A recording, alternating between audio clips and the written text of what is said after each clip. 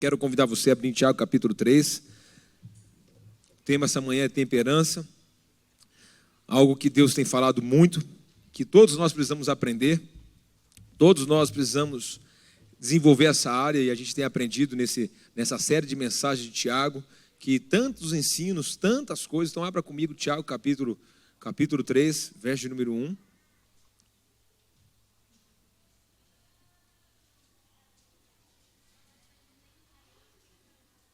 Olha o silêncio, que coisa maravilhosa. A gente falou sobre perseverança, auto-engano, obediência, misericórdia, fé e obra. E essa manhã nós vamos falar sobre temperança. Tiago capítulo 3, versículo 1 diz assim: Meus irmãos, muitos de vós não devem ser mestre, sabendo que seremos julgados de uma forma mais severa. Todos tropeçam em muitas coisas. Se alguém não tropeça no seu falar, este homem é perfeito e capaz de refrear também o seu corpo inteiro. E se colocamos freio na boca do cavalo para que ele nos obedeça, então conseguimos dirigir-lhes o corpo todo. Vede também os navios, embora tão grandes e levados por ventos impetuosos, são conduzidos por um pequeno leme, para onde o timoneiro quer.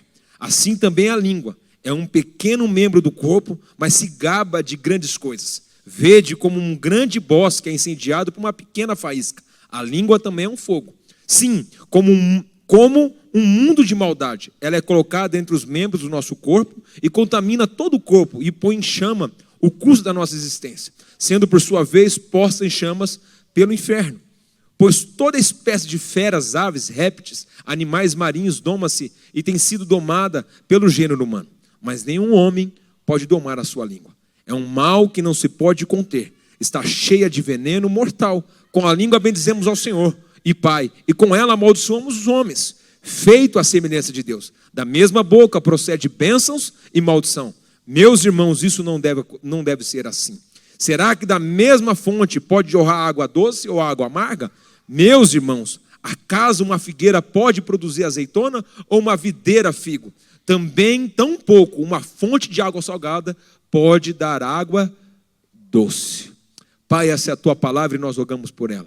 Que nessa manhã, Senhor, nós queremos ver a tua glória, assim como já vimos em todos o momento deste culto.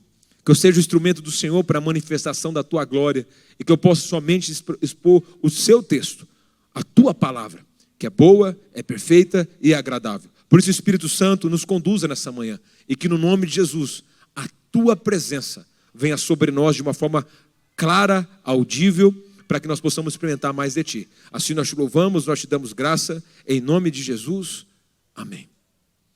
A palavra temperança é algo que para nós nos dias de hoje a gente precisa refletir sobre isso. Eu lembro quando a gente era mais jovem, eu trabalhava com a equipe de jovens da Nazareno Central de Campinas.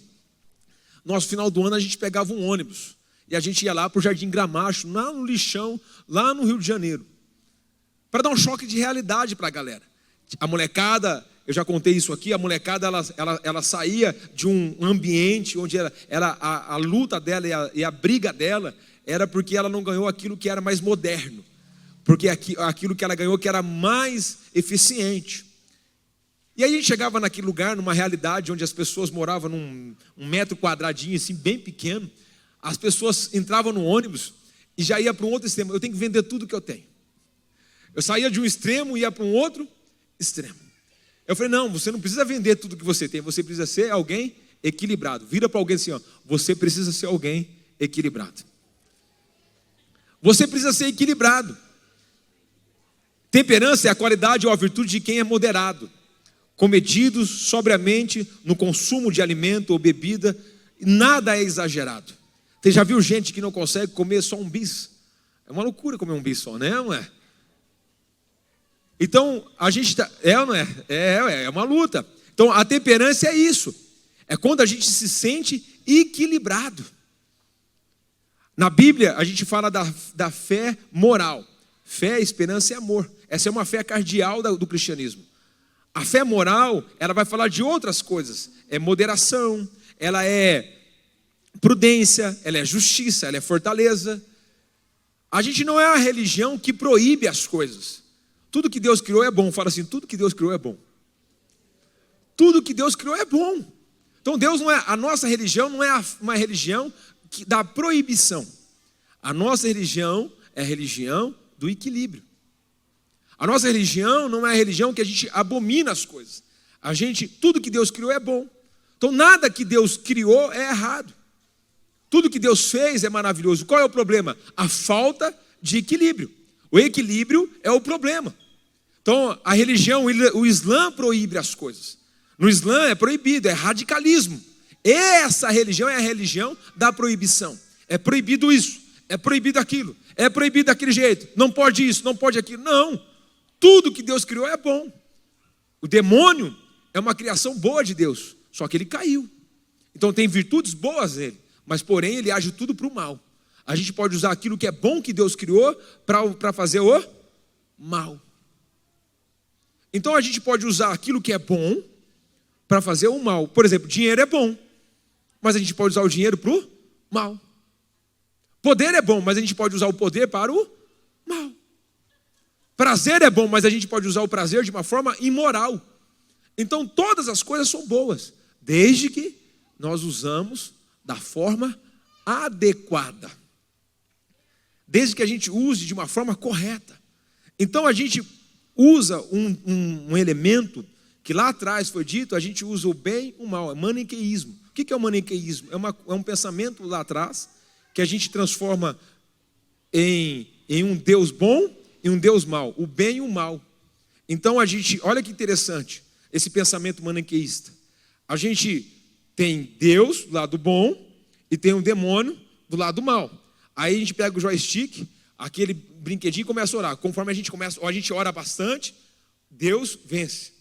A gente ora pouco, o diabo vence. Deixa eu falar algo para você bem simples. Deus não está em guerra com Satanás.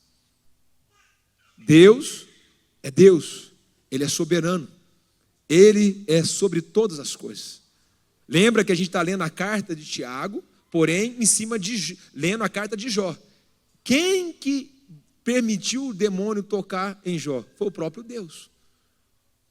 Quando os demônios estão em Gadara, eles pedem para Deus, para Jesus, tocar nos porcos. Quer dizer, os demônios submetem a Deus.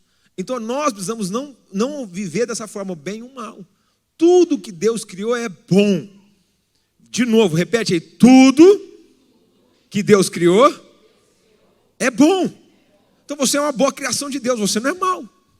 Mas se você agir de uma forma errada, você pode se tornar uma pessoa má. Amém? Então tudo está no controle de Deus. Então o que isso lembra para nós? Que a palavra de Deus é importante. Jó foi atacado por Satanás. Paulo teve o espinho do demônio na vida dele. Deus colocou um espinho na carne de Paulo, para Paulo não se orgulhar. Então quer dizer, Deus é bom. E aí Paulo fala, minha graça, quando eu estou fraco, aí que eu estou forte. Então às vezes a luta que nós enfrentamos é para Deus nos colocar de cara no chão, para lembrar quem Ele é. Ele é o Senhor, Ele é o Redentor, Ele é o provedor. Então a nossa boca, meus irmãos, o que a gente fala, uma palavra pode acabar com uma igreja.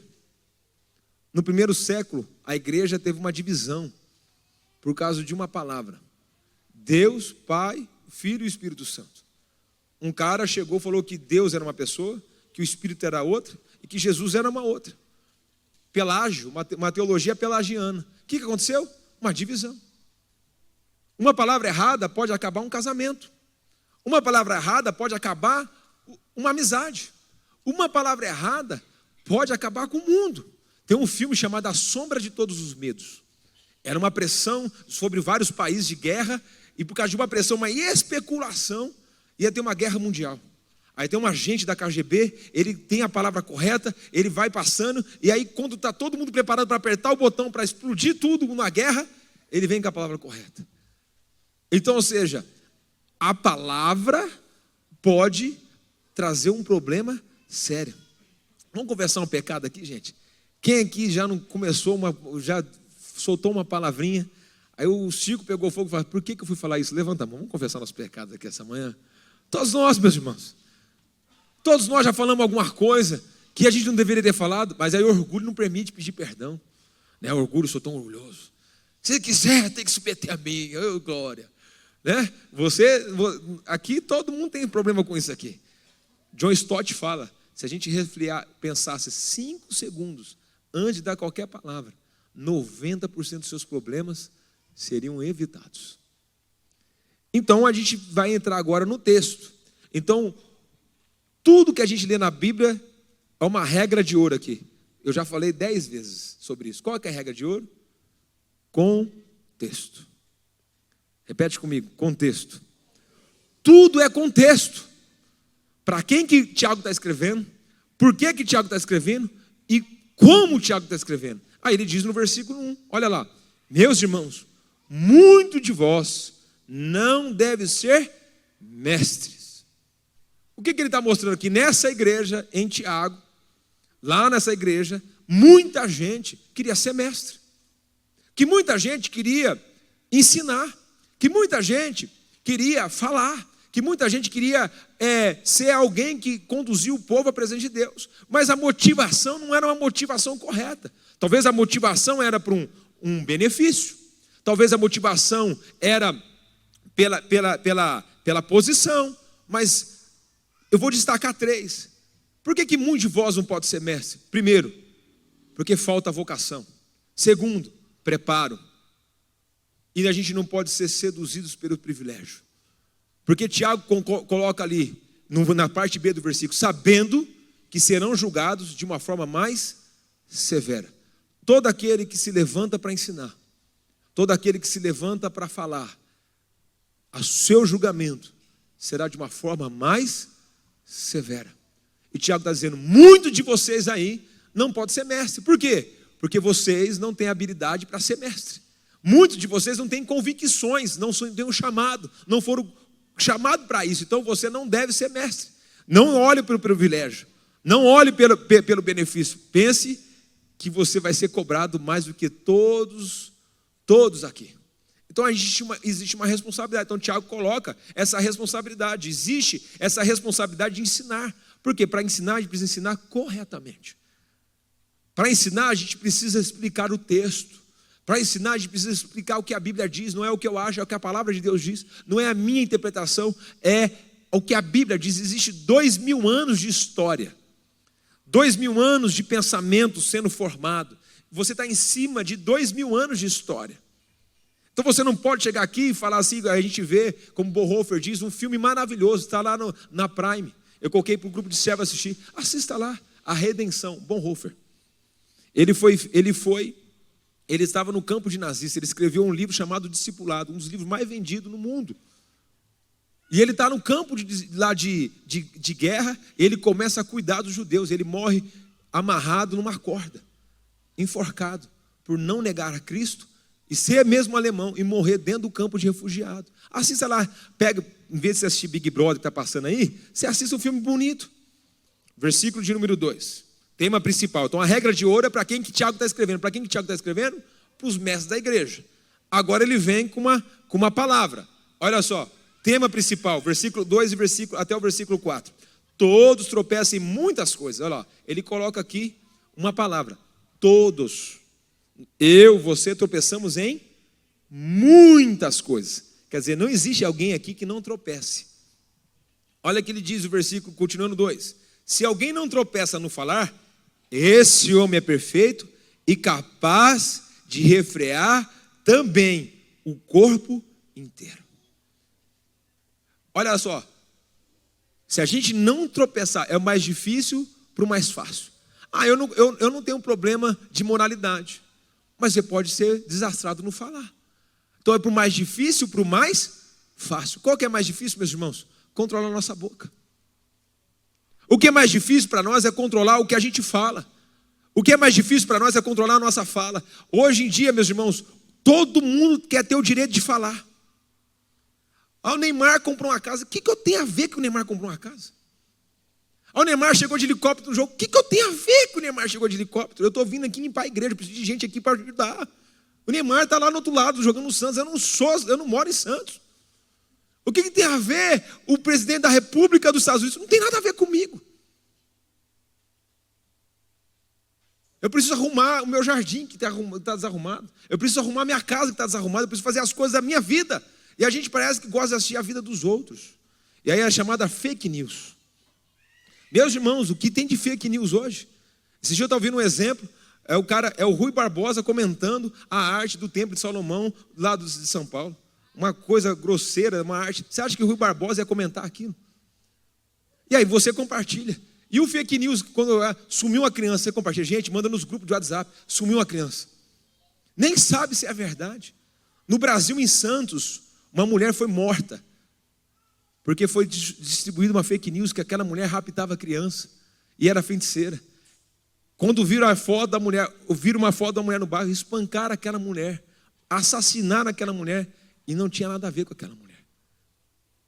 Você pensa só que a gente compartilha tanta coisa que é mentira.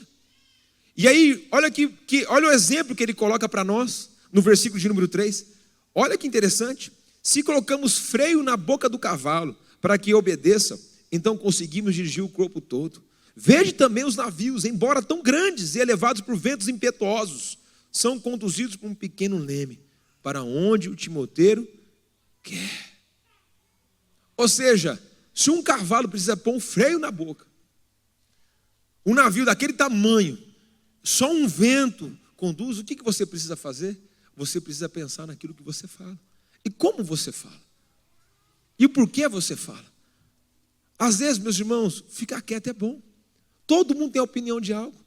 Eu tenho a opinião do jogo. É difícil jogar, meus irmãos. Dá um pique de 27, 23, 24, 25 quilômetros por hora, que é 23, 24. Você colocar 16 na esteira, você não corre. Vai faltar oxigênio no seu cérebro e chuta uma bola. É fácil falar, o cara errou o gol, mas vai correr, fazer. É fácil a gente falar do outro que não faz, mas por que a gente não faz? É fácil a gente falar daquilo que a gente está vendo, mas é a gente.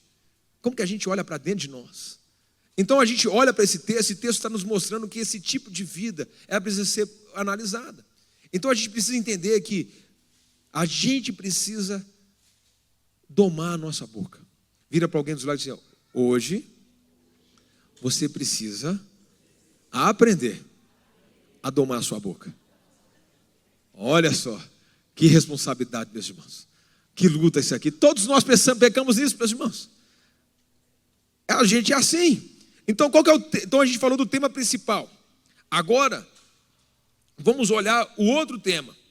3 regras para a gente ir embora para casa. 3 princípios aqui, práticos para a gente ir embora para casa. Olha que interessante. Versículo de número 6.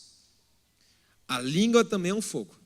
Sim, como um mundo de maldade ela coloca entre os membros do nosso corpo e contamina todo o corpo e põe em chama o curso da nossa existência, sendo por sua vez posta em chamas pelo inferno. A língua, meus irmãos, ela tem um efeito desproporcional. Semana passada a gente chegamos aqui cedinho, tinha uma aranha aqui no teto. Meus irmãos, era uma correria do pessoal do louvor. Saíram tudo correndo para lá. Aí pegamos o negócio, colocamos aqui para pegar a aranha.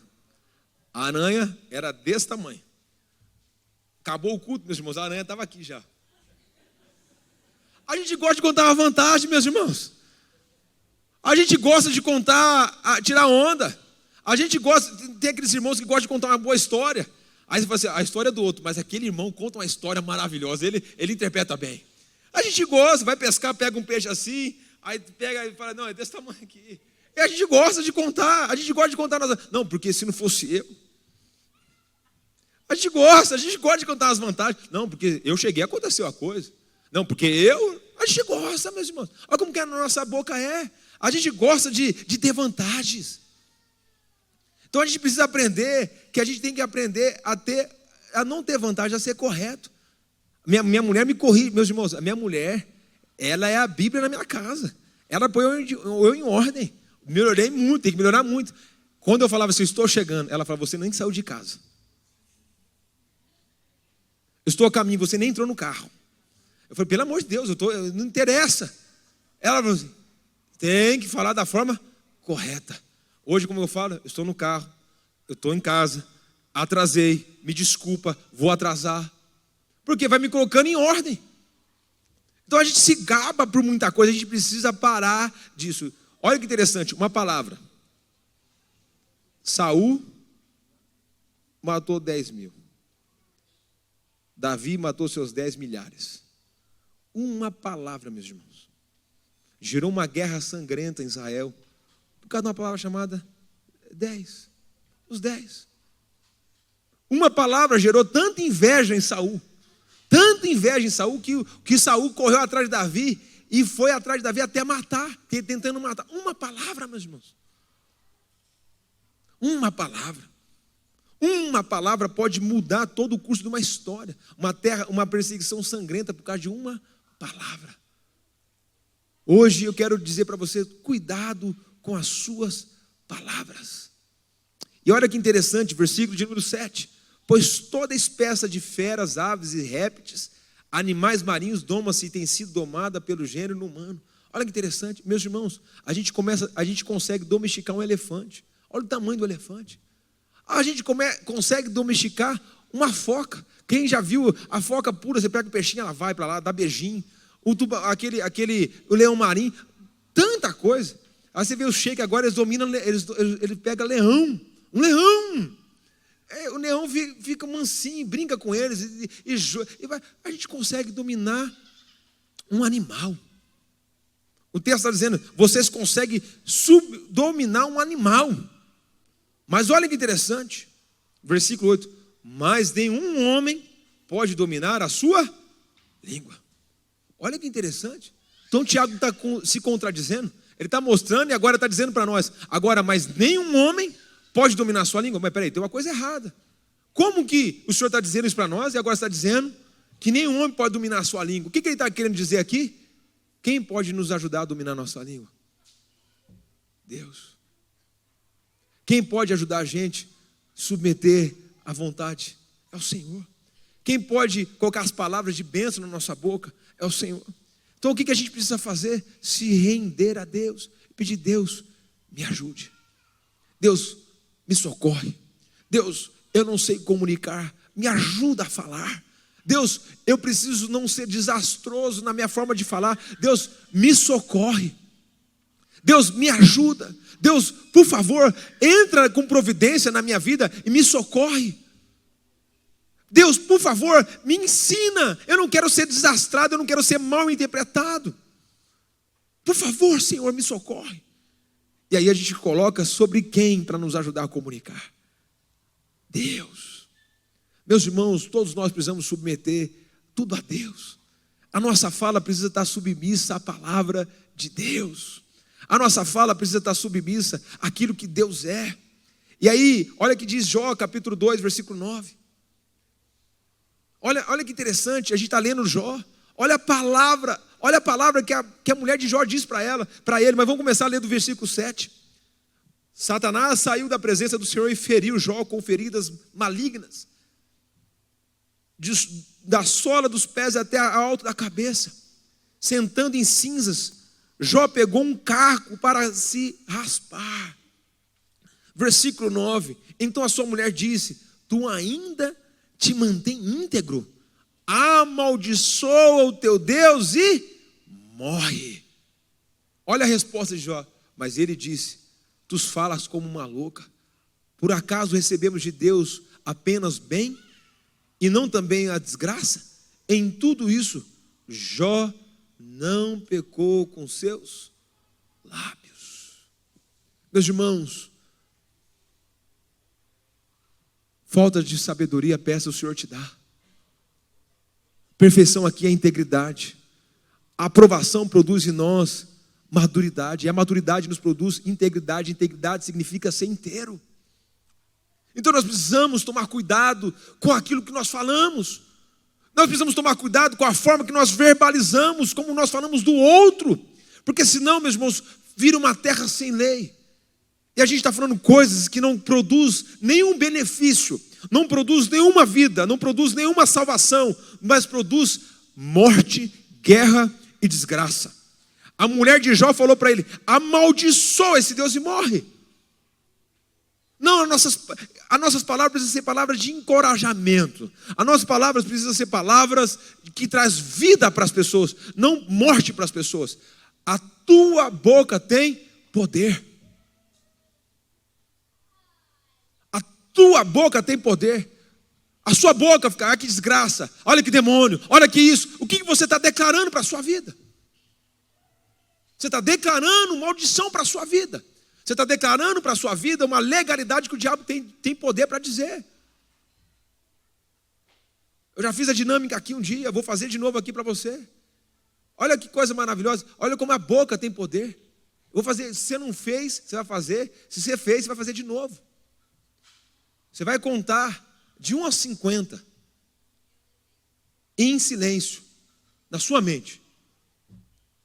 E eu vou falar, a hora que eu fazer assim, eu vou falar, fala o seu nome em voz alta. Você vai verbalizar o seu nome. Vai, valendo, pode contar. Agora, fala o seu nome em voz alta. O que aconteceu? Você continuou a contar?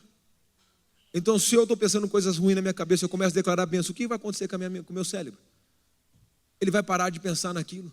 A gente começa a trazer as palavras de Deus. O que vai acontecer? O seu cérebro tem que submeter a palavra de Deus, submeter a sua palavra. Mas só a nossa boca está cheia de coisas ruins. O que vai vir para a nossa vida? Coisas ruins. Então nós precisamos tomar cuidado com aquilo que nós verbalizamos. Nós precisamos tomar cuidado daquilo que nós falamos. Nós precisamos tomar cuidado daquilo que nós dizemos. Porque senão, meus irmãos, nós não vamos avançar. Nós não vamos conseguir ver o milagre de Deus, porque a gente sempre está na zona de declarar coisas que não agradam ao Senhor. Olha o que diz, vamos continuar para o texto, para a gente caminhar para o final, para você parar de se abanar e entrar num ar-condicionado maravilhoso. Semana que vem você vai louvar a Deus, você vai cantar, você vai dizer assim, que coisa maravilhosa, que ar gostoso, eita glória, está gelado, mas eu vou trazer uma coberta, está gelado, eu vou trazer uma blusa, está gelado, eu não vou reclamar que está gelado, né, meus irmãos? Porque lá no auditório tinha gente, nossa, o ar está muito gelado. Eu falei, aproveita. 2 cutinhos só para você sentir o gosto. Aí depois vai estar geladinho, você traz uma coberta. Você traz uma manta, você traz uma blusa. Vai ser bênção demais. Glória a Deus por isso. Glória a Deus pelo calor. E aí olha o que diz, versículo 10 e 11. Versículo 9. Com a língua bendizemos o Pai, e com ela amaldiçoamos os homens, feito a semelhança de Deus. Da mesma boca procede bênçãos e maldição. Meus irmãos, isso não deve ser assim. Com a mesma boca que você declara que Deus é bom, com a mesma boca que você declara que Deus é maravilhoso, com a mesma boca que você canta louvores aqui, santo, santo é o Senhor, é a mesma boca quando você sai daqui. Você não está vendo? Não! Dá seta! Aí você fala, você não para na seta, né, meus irmãos? Continua umas outras palavras. Quando alguma coisa dá errado na sua vida, você maldiçoa alguém. A mesma boca que profere bênção é a mesma boca que profere maldição. Não deve ser assim. Existe uma incoerência aqui. Existe uma incoerência. E essa incoerência é uma incoerência de dualidade. O que é dualidade? A gente tem 2 pensamentos. Na igreja a gente é santo. Fora da igreja é outra coisa. A gente separa o santo do profano. Mas na Bíblia não existe santo e profano. Na Bíblia todo mundo é santo. Nada que Deus criou, tudo que Deus criou é santo. A praça é santa. O que não é santo? Quem habita nela. Andar de skate é santo. O que não é santo? A forma que o cara anda. O que não é santo? Onde a gente não habita. Então a gente precisa parar de olhar dessa forma dualista. Com a boca dizemos e com a boca maldizemos. Ou a sua boca é de bênção, ou a sua boca é de maldição. E o Senhor dá 2 exemplos para nós, partir para o final. Versículo 10 e 11. Da mesma boca procedemos bênçãos e maldição. Meus irmãos, isso não deve ser assim. Versículo 11. Será que a mesma fonte pode jorrar água doce, água amarga? Já tem uma resposta, é óbvio que não. Meus irmãos, acaso a figueira pode produzir azeitona? Ou uma videira? Figo? Tampouco uma fonte de água salgada pode dar água doce. Ele faz 2 exemplos de retórica. É óbvio que não. É óbvio que não. É óbvio que não pode acontecer isso. Mas por que acontece? Porque a gente precisa refrear aquilo que nós estamos fazendo. A gente precisa pensar como nós fazemos. Nós não podemos olhar para a nossa vida e continuar vivendo da mesma forma, meus irmãos. O ano começou, você fez uma promessa para você no começo do ano. A gente já está em fevereiro. O que você já pôs em prática? Você falou que ia ler mais a Bíblia. Janeiro inteiro a gente orou 10% do nosso tempo. Acabou o propósito. Você continua orando ainda? Você se colocou para ler a Bíblia. Você está lendo a Bíblia ainda? Você se colocou que ia mudar algumas coisas na sua vida. Você mudou. E aí você vai chegar para Deus e falar assim: Deus, eu não estou colhendo coisas diferentes. A pergunta é: eu estou plantando coisas diferentes? Se eu não mudar, nada muda, meus irmãos. Se eu não tiver atitudes diferentes, eu não vou poder viver o sobrenatural de Deus. Deus te trouxe aqui para que você olhe hoje para a sua vida e faça uma análise dentro do seu coração. Como anda a forma de você falar? Você é alguém temperado ou você é alguém exagerado? Você é alguém que vive nos extremos? Também agora não falo mais nada. Não, agora não falo mais nada também, eu vou ficar quieto. Não é isso. É saber falar. Não é errado falar. É errado falar da forma errada. E como a gente diz, o que o Senhor está usando? O Senhor está usando Jó, mas está usando Mateus também. Eu quero convidar para a gente caminhar para o final aqui. Mateus 12, versículo 32. Se alguém disser alguma palavra contra o Filho de Deus, isso será perdoado. Mas se alguém falar contra o Espírito Santo, não será perdoado, nem neste mundo, nem no vindouro. Olha que interessante. Olha que interessante. Se a gente falar algo contra Deus, isso será perdoado, mas contra o Espírito Santo não há perdão. O que ele está dizendo? Que quando a gente atribui uma obra de Deus a Satanás, a gente atribui aquilo, é um contexto que Jesus está fazendo uma obra maravilhosa, e o povo está dizendo que Jesus expulsa para o Beelzebul. Jesus está dizendo assim: aquele que atribui uma obra de Deus a Satanás, isso não tem perdão. E aí ele conclui no versículo de número 33, até o versículo 37. Pelo fruto se conhece a árvore. Se a árvore é boa, o seu fruto será bom. Se a árvore é má, o seu fruto será mau. Raça de víboras, como podeis falar coisas boas sendo maus? Pois a boca fala do que o coração está cheio. O homem bom tira coisas boas do seu bom tesouro. O homem mau tira coisas más do seu tesouro. Digo-vos, no dia do juízo, os homens terão de prestar conta de toda a palavra inútil que foi proferida. Porque pelas tuas palavras será absorvido, e pelas tuas palavras será condenado. No dia do juízo, tudo que você fez, tudo que você falou, Deus vai levar em conta. No dia daquele grande dia, Deus vai levar em conta em cada palavra que você proferiu. Deus vai levar em conta em cada atitude que você teve contra o seu irmão. A Bíblia resume os mandamentos em 2. Ama o Senhor teu Deus de todo o coração e ama o próximo como a ti mesmo. Como que eu posso dizer que eu amo a Deus e eu amaldiçoo o próximo? Como que eu posso dizer que eu amo a Deus e eu olho para o próximo e eu falo coisas erradas do próximo? Eu posso ver coisas erradas, mas eu preciso declarar coisas boas. Eu posso ver coisas erradas, mas eu posso declarar coisas maravilhosas.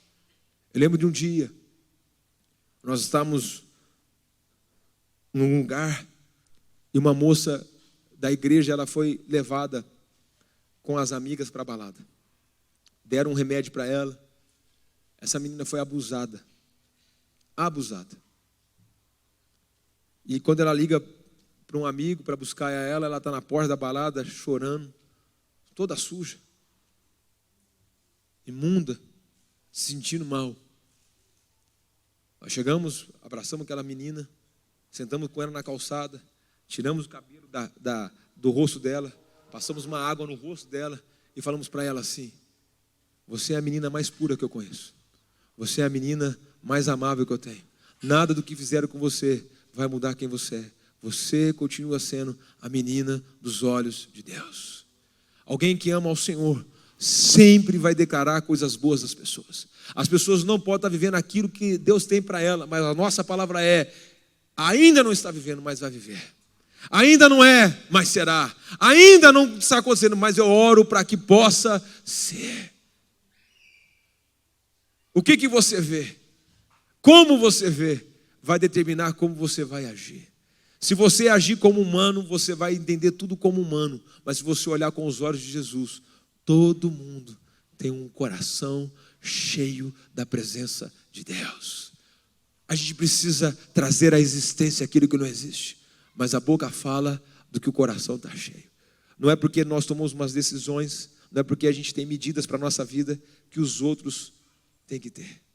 Eu lembro do meu pastor, que quando ele entrou na igreja com 19 anos de idade, ele fez um voto para Deus de nunca mais entrar no cinema.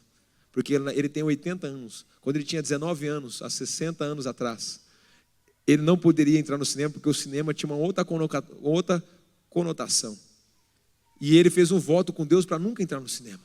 E durante toda a sua jornada ele nunca entrou no cinema. Mas ele nunca disse para ninguém, isso é errado. Ele nunca disse para ninguém, isso é errado, é a minha medida. Eu não posso medir os outros pela minha medida, eu vou medir os outros pela palavra de Deus. Não é porque isso é ruim para mim, que vai ser ruim para o outro. Não é porque isso que eu faço é o meu jeito de ser, os outros têm que ser igual. Quando a gente coloca nossas medidas nos outros, a gente é uma pessoa egoísta e quer cobrar dos outros o que a gente não é. No fundo, você está olhando para alguém e cobrando ela o que você não é. E aí você exige dela o que você gostaria de ser. Então, nessa manhã, meus irmãos, tenha as medidas elevadas para você. Trata as pessoas como você gostaria de ser tratado. E sirva como você gostaria de ser servido. Eu quero convidar você para ficar de pé. Parecia que está acabando, porque eu não vou ficar estendendo o culto só para terminar no horário. Essa manhã, meus irmãos, Deus te trouxe aqui. Deus te trouxe aqui para falar algo especificamente. Como anda o seu vocabulário? Como anda as suas palavras? As suas palavras, a sua boca, precisam ser modificadas. Talvez a vida inteira você só viu dor e você só profetiza dor. Talvez a vida inteira você ouviu de alguém dizendo para você, você não é ninguém, você não é nada. E você aceita que você não é ninguém, que você não é nada. Talvez tudo isso está acontecendo na sua vida porque você permitiu uma palavra ferir você. E Deus quer anular essa palavra essa manhã de uma forma profética. Deus quer anular toda palavra de maldição, toda palavra que foi dada para você que você aceitou. Porque há um Deus que cura, há um Deus que sara, há um Deus que transforma. Não aceite, meus irmãos, ser menos do que aquilo que a Bíblia diz que você é. Não aceite ser mais do que aquela Bíblia que a Bíblia diz que você é. Porque toda honra é dada a Deus, toda glória é dada a Deus. Os seus desejos, as suas palavras estão submetidas ao senhorio de Cristo. Os seus sonhos estão submetidos ao senhorio de Cristo. O seu futuro está submetido à palavra de Deus. O que Deus diz vai acontecer. O que Deus prometeu vai acontecer. Porque Deus não é homem para mentir, nem filho do homem para se arrepender. A pergunta é o que Ele te prometeu. O que Ele falou de você. O que Ele pensa sobre você. Romanos vai dizer que a vontade de Deus é boa, perfeita e agradável. O que Deus deseja para você é bom, é perfeito e é agradável. O que Deus espera de você são coisas boas, perfeitas e agradáveis. Deus não coloca jugo sobre você, Deus coloca paz sobre você. Deus não coloca peso sobre você, Ele coloca amor sobre você. Deus não coloca condenação em você, Ele coloca liberdade em você. Esse é o Deus da Bíblia. É o Deus que te livra, que te liberta e que te dá destino.